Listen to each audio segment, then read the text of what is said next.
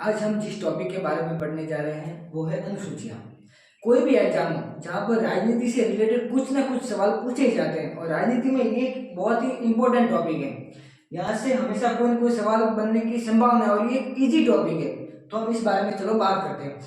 चलो, चलता रहूंगा पथ पर चलने में माहिर बन जाऊंगा, कि चलता रहूंगा पथ पर चलने में माहिर बन जाऊंगा, या तो मंजिल मिलेगी या अच्छा मुसाफिर बन जाऊंगा। Let's start. हमारे संविधान में वर्तमान में कुल 12 अनुसूचियां हैं। वर्तमान में 12 अनुसूचियां हैं, लेकिन जब हमारा संविधान लागू हुआ था 26 जनवरी 1950 को, उस टाइम हमारे संविधान में 8 अनुसूचियां थी। ये फिर 2-3 संविधान संशोधन हुए जिसके द्वारा 9वीं, 10वीं, 11वीं, 12वीं अनुसूची जोड़ी गई। तो चलो एक एक करके हम सारे कंठस्थ कर लेते हैं, सीधे वीडियो के माध्यम से सीधा कंठस्थ हो जाएगा आपको। सबसे पहली अनुसूची में हमारे भारत के राज्य क्षेत्र का उल्लेख है।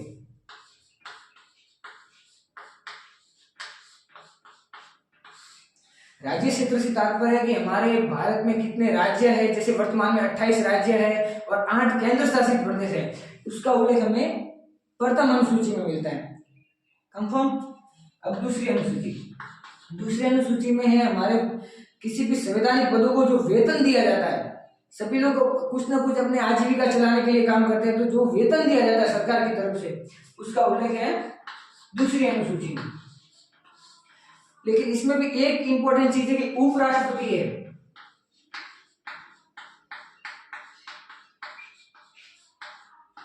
उपराष्ट्रपति के जो पद का वेतन है उसका उल्लेख इस अनुसूची में नहीं मिलता है। इसको उपराष्ट्रपति पद के लिए किसी प्रकार का वेतन नहीं दिया जाता है, ये आप ध्यान रखिएगा। तीसरी अनुसूची में शपथ के प्रारूप का उल्लेख है। शपथ यानी कोई भी पदाधिकारी होता है, वो अपने जिस पद ग्रहण कर रहा होता है, उस समय उसको एक शपथ दिलवाई जाती है कि मैं उस काम के प्रति निष्ठावान रहूंगा वगैरह रहूंगा। तो ये सारे शपथ के प्रारूप का उल्लेख अनुसूची 3 में मिलती है आपको, ठीक है। लेकिन इसमें भी एक चीज आपको ध्यान रखनी है, क्या कि राष्ट्रपति, उपराष्ट्रपति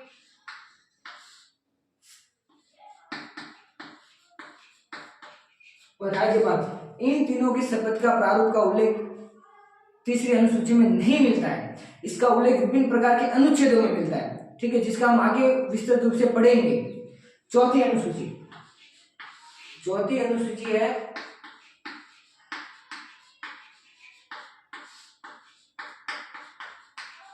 राज्यसभा की सीटों का आवंटन।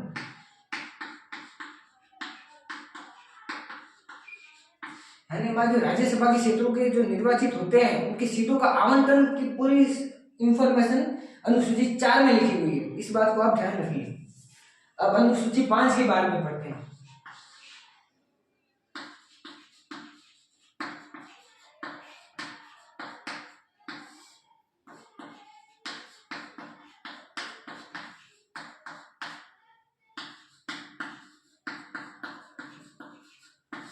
पांचवी अनुसूची में अनुसूचित क्षेत्रों का प्रशासन है। यानी हमारे भारत में विभिन्न तरह के जो बैकवर्ड इलाके हैं, जैसे कि टीएसपी एरिया की संपूर्ण जानकारी आपको अनुसूची 5 में मिलेगी।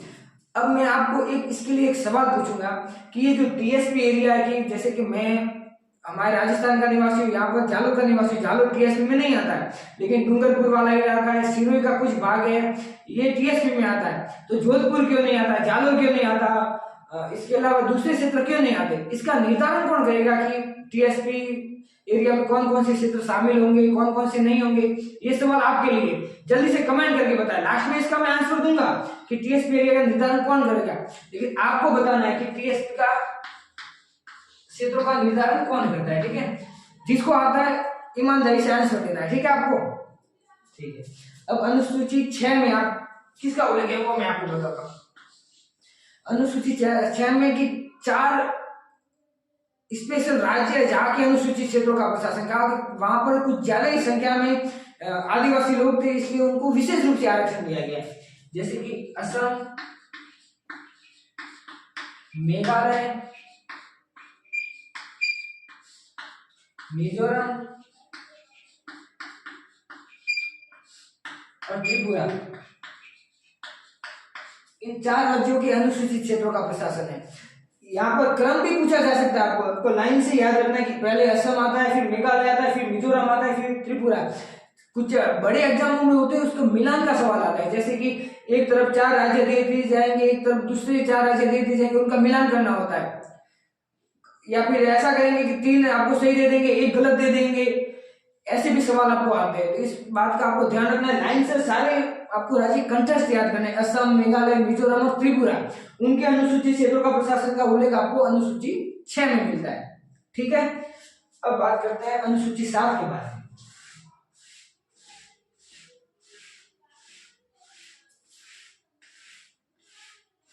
अनुसूची 7 में आपको विषयों का बंटवारा, पहले लिख देता हूं मैं।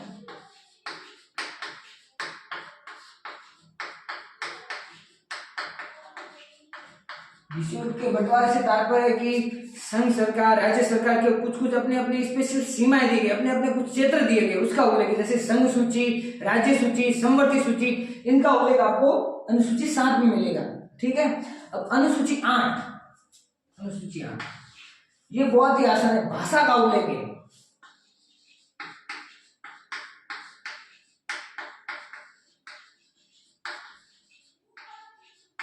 भाषा का उल्लेख अनुसूची 8 में मिलता है। जब हमारा संविधान लागू हुआ था 26 जनवरी 1950 को, उस समय हमारे 14 भाषाओं का उल्लेख था अनुसूची 8 में, लेकिन वर्तमान में 22 भाषाओं का उल्लेख है। अब आप पूछेंगे कि 22 भाषाएं कैसे हो गई, कौन से संविधान संशोधन के तहत कौन सी जोड़ी गई थी, इसके सवाल भी इंपॉर्टेंट है, ये आपको हमेशा याद रखना है। मैं आपको लिखवाता हूँ। सबसे पहला 21वां संशोधन हुआ था 1967 में, उसमें जोड़ी गई थी सिंधी। ये सारे सवाल इंपॉर्टेंट है, इसमें से सवाल बनते हैं, आपको याद रखने हैं सवाल। ठीक है, अब दूसरा संशोधन हुआ था 71वां संविधान संशोधन 1992, जिसके द्वारा 3 भाषाएं जोड़ी गई थी। कौन कौन सी? नेपाली, मणिपुरी और कोंकणी।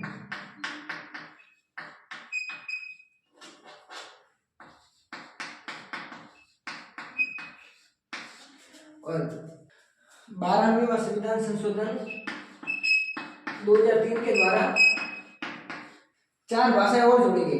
उसको याद करने का एक सूत्र है, बोडो मास। इसमें मैथ नहीं है, लेकिन ये बोडो मास एक सूत्र है, इसके द्वारा आप 4 भाषाओं को आसानी से याद रखिए। बो से बोडो,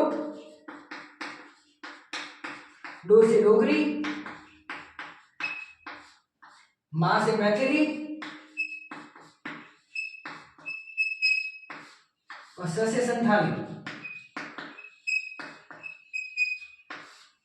ये 4 भाषाएं 12वें संविधान संशोधन 2003 के द्वारा जोड़ी गई थी। ये कुल मिला के 14 और 8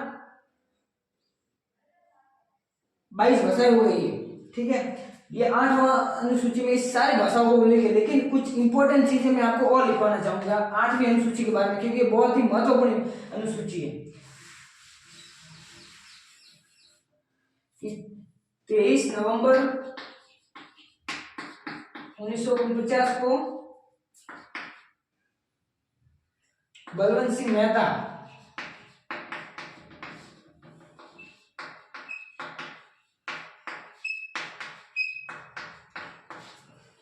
और 24 नवंबर 1949 को माणिक्यलाल वर्मा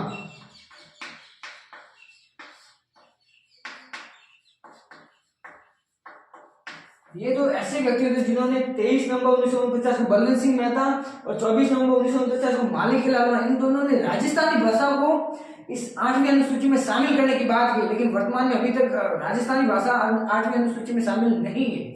एक और नोट लगा के याद रखिए सवाल कि जो अंग्रेजी भाषा है वो 8वीं अनुसूची में है ही नहीं। 8वीं अनुसूची में अंग्रेजी भाषा का उल्लेख नहीं है।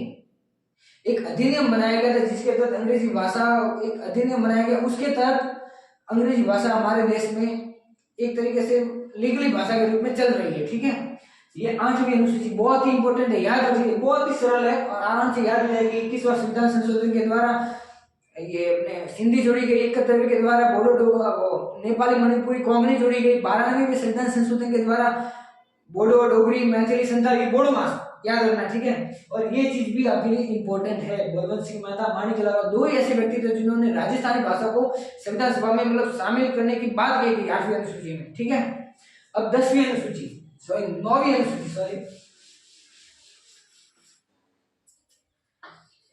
9वीं अनुसूची हमें पहले संविधान में नहीं थी, याद रखिए। ये 9वीं अनुसूची बाद में जोड़ी गई है।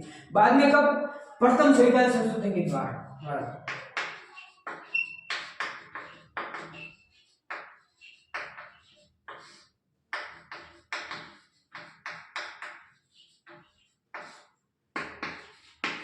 प्रथम संविधान संशोधन 1951 के द्वारा 9वीं अनुसूची जोड़ी गई थी। क्या है इस 9वीं अनुसूची में, आप लोग मुझसे पूछेंगे।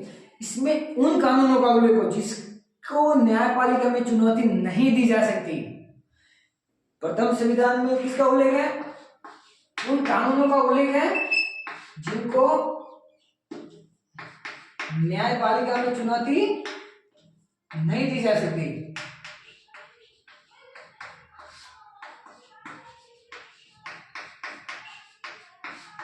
नहीं दी जा सकती। अब आप पूछेंगे कि मुझे इस ऐसे संविधान में तो बहुत से कानून है जिसको न्यायपालिका में चुनौती दी जा सकती है, इन कानूनों को क्यों नहीं दी जा सकती?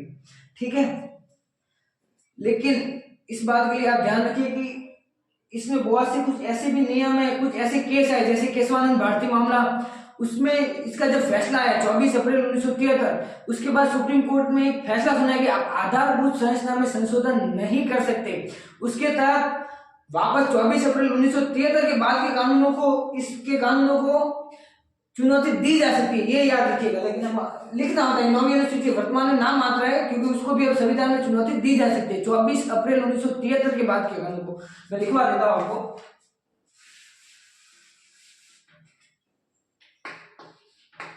इसमें पहले उन कानूनों का उल्लेख हो जिसको मतलब न्यायपालिका की चुनौती नहीं दी जा सकती है, ठीक है। इसमें कुल 284 कानून है। भूमि सुधार कानून, ठीक है, यानी पहले क्या करते थे कि अमीरों से गरीब जमीन लेके उनको गरीबों में दान कर देते थे। ये मूल अधिकार का एक तरह से हनन हुआ, लेकिन इसको 9वीं अनुसूची बनाई इसलिए गई थी ताकि उसको न्यायपालिका में चुनौती नहीं दी जा सकती, ठीक है। तो उसमें 284 कानून है, जिसमें से 182 इंदिरा गांधी के समय के और 35 कानून ऐसे हैं जो भूमि सुधार से संबंधित नहीं है, भूमि सुधार से संबंधित नहीं है, नहीं है, ठीक है। ये आप ध्यान देख, और ये चीज इंपॉर्टेंट है। 24 अप्रैल 1973 के बाद के कानूनों को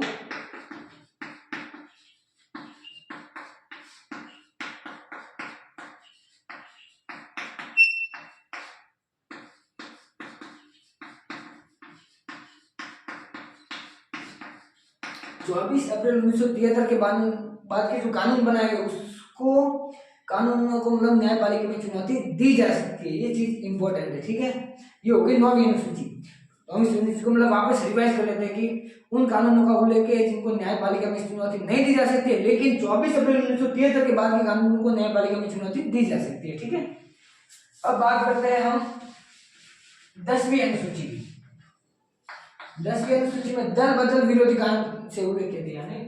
दल बदल का उल्लेख 10वीं अनुसूची में, इसको हमारे राजीव गांधी जी, जिन्होंने 52वें संविधान संशोधन 1985 के द्वारा 10वीं अनुसूची जोड़ी थी, और क्या बताया कि किसी भी सदस्य मतलब एक साथ 1/3 सदस्य ही दल बदल कर सकते हैं। कितने? 1/3 सदस्य ही दल बदल कर सकते हैं, बाकी नहीं कर सकते। उससे कम है तो आप दल बदल नहीं कर सकते, वो खंडित माना जाएगा, ठीक है। लेकिन 91वां संविधान संशोधन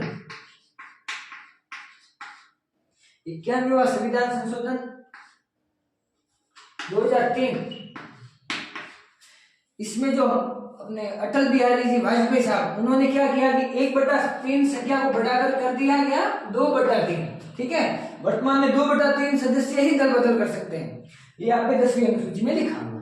ठीक है, ये सारे सवाल आपके लिए बहुत ही इंपॉर्टेंट है, इसको आप ध्यान से याद कर लीजिए। बहुत ही सरल है, कोई हार्ड टॉपिक है नहीं, आसान है, याद कर लीजिए। अब 11वीं अनुसूची, इसमें क्या है कि लिख देता हूं मैं।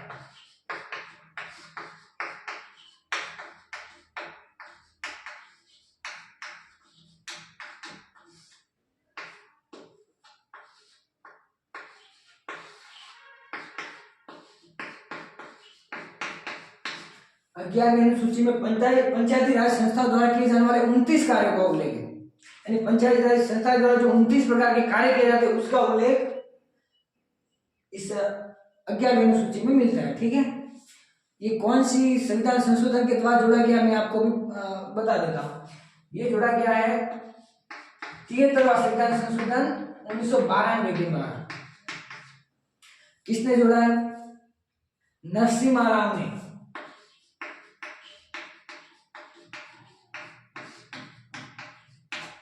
ठीक है, अब लास्ट 12वीं अनुसूची। 12वीं अनुसूची में क्या है?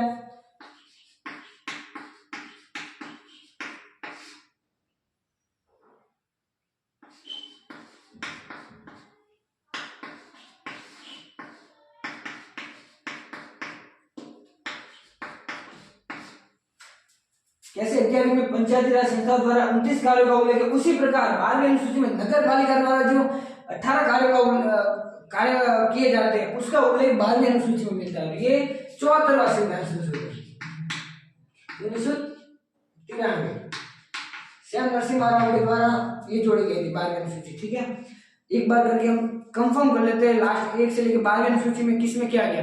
पहली अनुसूची में राज्य क्षेत्र का उल्लेख है, दूसरी अनुसूची में वेतन का उल्लेख है, तीसरी अनुसूची में शपथ का उल्लेख है, चौथी में राज्यसभा की जो निर्वाचित सीटें होती है उसका उल्लेख है, 5वीं में अनुसूचित क्षेत्रों का प्रशासन यानी टीएसपी एरिया का उल्लेख है, 6ठी अनुसूची में अनुसूचित क्षेत्रों का प्रशासन लेकिन 4 राज्यों में विशेष रूप से असम, मेघालय, मिजोरम और त्रिपुरा। ठीक है, और 7वीं अनुसूची में ये जो केंद्र और राज्य में संबंध होता है अर्थात विषयों का बंटवारा, संघ सूची, राज्य सूची, संवर्धित सूची, इसका उल्लेख है।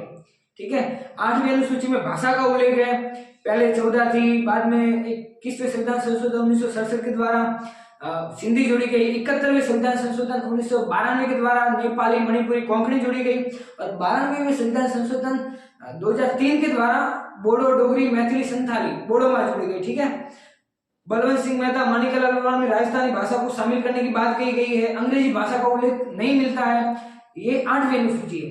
9वीं अनुसूची उन कानूनों का उल्लेख है जिनको न्यायपालिका में चुनौती नहीं दी जा सकती। इसमें कुल 284 कानून है, 182 इंदिरा गांधी के समय के, 35 भूमि सुधार कानून से संबंधित नहीं है और 24 अप्रैल 1973 केशवानंद भारती मामले के बाद के कानूनों को न्यायपालिका में चुनौती दी जा सकती है। ये भी इंपॉर्टेंट चीज है। ठीक है, अब 10वीं अनुसूची दल बदल विरोधी संबंधित कानून से यानी 52वें संविधान संशोधन 1985 के द्वारा राजीव गांधी के द्वारा जोड़ी गई थी, जिसमें 1/3 सदस्य दल बदल कर सकते हैं। लेकिन 91वां संविधान संशोधन 2003 के द्वारा इसमें संशोधन किया गया।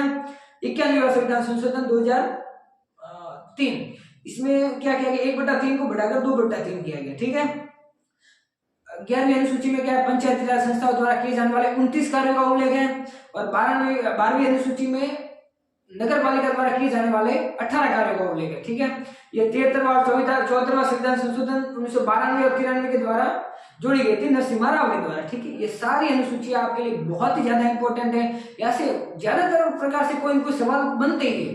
ठीक है, आपको कोई भी कॉन्सेप्ट छोड़ना नहीं है, आपको याद रखना है। और हाँ, अब हम अगले वीडियो में अगले कड़ी के साथ मिलेंगे, तब तक के लिए हंसते रहिए और मुस्कुराते रहिए। कोई भी सवाल होता है आप कमेंट बॉक्स में आप लिख सकते हैं। और हाँ, वो टीएसपी वाला सवाल कि टीएसपी एरिया का निर्धारण कौन करता है, तो टीएसपी एरिया का निर्धारण राष्ट्रपति ही करता है। राष्ट्रपति निर्धारण करता है कि कौन से क्षेत्र आदिवासी है, कौन से क्षेत्र नहीं है। इसका पूरी पावर राष्ट्रपति के पास होती है, इसके अलावा किसी के पास नहीं होती। ठीक है, जय हिंद, जय भारत।